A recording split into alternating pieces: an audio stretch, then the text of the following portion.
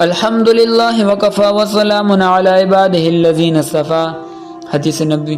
قال رسول اللہ صلی اللہ علیہ وسلم التجار یحشرون یوم القیامت فجارا الا من اتقى وبرا وصدقا۔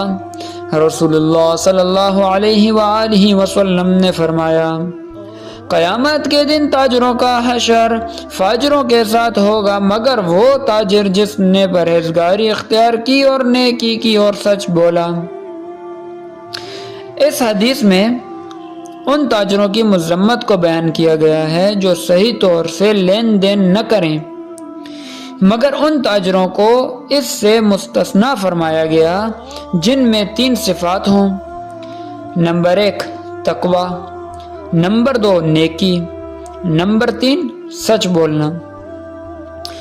اگرچہ تقوی میں بقیہ دونوں صفات داخل ہوتی ہیں، لیکن تاجر جن برائیوں میں عام طور سے مبتلا ہوتے ہیں ان کے تدارک کے لیے 2 صفات کو مزید اہتمام کے ساتھ بیان فرمایا۔ تاجروں کے لیے چند اصول ہیں، اسی طرح سے بعض اور بھی اصول ہیں، مثلا کھوٹ و ملاوٹ اور دغا و فریب نہ کریں، اور ایک یہ بھی ہے کہ قسم کھا کر چیزوں کو فروخت نہ کریں۔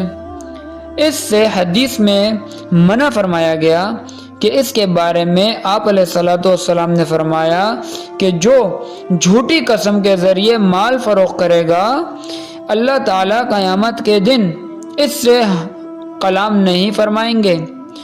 اور تاجروں کے لیے یہ بھی فرمایا گیا ہے کہ ناپ تول میں انصاف رکھیں۔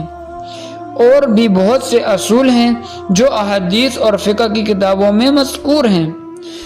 خلاصہ یہ ہے کہ اگر تاجر شریعت کے اصول کے مطابق تجارت نہ کرے تو اس کے لیے بہت سی وعیدیں ہیں، اور ان میں سے یہ حدیث بالا بھی ہے کہ قیامت کے دن ایسے تاجروں کا حشر فاجروں کے ساتھ ہوگا۔ اللہ تبارک و تعالیٰ تمام تاجروں کو ہدایت نصیب فرمائے تاکہ وہ تقوی اختیار کریں، نیکی کریں، سچ بولیں، ملاوٹ نہ کریں، دغا و فریب نہ کریں، کھوٹ نہ کریں، انصاف کریں اور ناپ تول میں کمی نہ کریں، کیونکہ یہ ان کے لیے خسارہ ہے۔